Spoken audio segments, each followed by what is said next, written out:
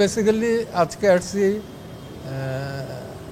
বীর মুক্তিযোদ্ধা এবং মুজিব বাহিনীর বা বিএলএফ যেটা বাংলাদেশ লিবারেশন ফোর্স সেটার ওয়ান অফ দ্য ইনস্ট্রাক্টর জনাব হাসানুল্লাহ কিনুর পক্ষে তার বিরুদ্ধে যে মামলাটা ছিল সেটা চার্জশিট দিয়ে দেওয়া হয়েছে 2 নম্বর কোর্টে এবং 2 নম্বর কোর্ট সেটা অ্যাকসেপ্টও করছে, কিন্তু এটা লিস্টে আগে থেকে ছিল 1 নম্বর কোর্টে। তো সেই কারণে আমরা আমাদের এটা যেটা ছিল প্রসিকিউশনেরও একই কথা ছিল যে যেহেতু ওই কোর্টে অলরেডি এটা সাবমিট হয়ে গেছে এবং অ্যাকসেপ্টও করে নিছে, তো দ্যাটস ওয়াই এইখান থেকে তাকে ডিসচার্জ করা হোক এবং ডিসচার্জ করে দিছে। আমরা আগামীকালকে থেকে আবার 2 নম্বর কোর্টে 2 নম্বর কোর্টে 2 নম্বর কোর্টে 2 নম্বর ট্রাইব্যুনালে এটা এই মামলাটা হবে। আপনি কি এই অডিওটা শুনছেন আপনি নিজে? সেটা হাসানুল্লাহ কিনু কি বলছে, ধরার কথা বলছে এবং পাশাপাশি আরেকটা বলছে যে অ্যারেস্ট করা হোক, একদিন রেখে ছাড়িয়ে দেওয়া হোক এবং কোনো প্রকার যাতে গুলি না চালানো হয় এবং সাউন্ড গ্রেনেড দিয়ে ভয় দেখানো হয়।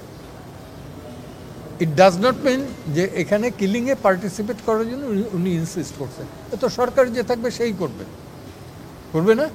আমার কাছে ভিডিও না, তখন তো ভিডিও ছিল না। 92-তে যখন গণ আদালতে করি, doctor Kamal Hossain, barrister Amirul Islam, barrister Shawkat Ali Khan, barrister Shafiq সহ যখন এইখান থেকে মিছিল বের করি, পুলিশে তো লাঠিচার্জ করছে। তখন তো আর ভিডিও অডিওর বিষয় ছিল না, কিন্তু ব্ল্যাক অ্যান্ড হোয়াইট ছবি আমার কাছে আছে এখনো। হ্যাঁ, তো এখন কালের ক্ষমতায় যারা থাকে তারা টিকে থাকার জন্যে রাষ্ট্রযন্ত্রকে ব্যবহার করে, এটা দেখে আসছি এবং সারা পৃথিবীতেই তাই। হত্যাযজ্ঞে যদি অপরাধী হয় অবশ্যই পানিশমেন্ট হওয়া উচিত। হত্যায় যে কোনো হত্যা একটাও যদি হয় সেটাই যে অপরাধী তার পানিশমেন্ট হবে, কিন্তু প্রমাণ করতে হবে, গায়ের জোরে না। আর আমি ব্যক্তিগতভাবে হত্যা এবং মৃত্যুদণ্ডে দুইটার বিরুদ্ধে, যে কারণে কিন্তু আওয়ামী লীগ ক্ষমতায় থাকাকালীন একটা দিনের একটা মুহূর্তের জন্য আমি এই ট্রাইব্যুনালে পাঠাতে দিই কোনো পক্ষেই না। কারণ একটা লোকের ফাঁসি দিবে রাইটলি ও রংলি, এই যে মেরে ফেলা, এইটার পক্ষপাতী আমি না, ব্যক্তিগতভাবে আমি না। মৃত্যুদণ্ডের সারা সভ্য দুনিয়ায় এটার বিরুদ্ধে। এখন আমেরিকার মতো অসভ্য বর্বর দেশে এটা চালু আছে। ঘাটতি তো এভরিহোয়ার আছে, এভরিহোয়ার ইন বাংলাদেশ। আমি তো আমার তো কোনো গ্যারান্টি নাই যে এখান থেকে আমি সেফলি বাসায় যেতে পারবো, বাসায় ঘুমাইতে পারবো, এই গ্যারান্টিটা নাই।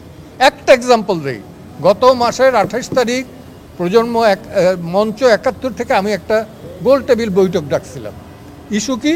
ইস্যু ছিল মুক্তিযুদ্ধের, মহান 71-এর মুক্তিযুদ্ধের যাতে কোনো রকম মর্যাদাহানি না হয় এবং 72-এর সংবিধানের সংরক্ষণ যাতে করা যায়, এইটা নিয়ে আলোচনা।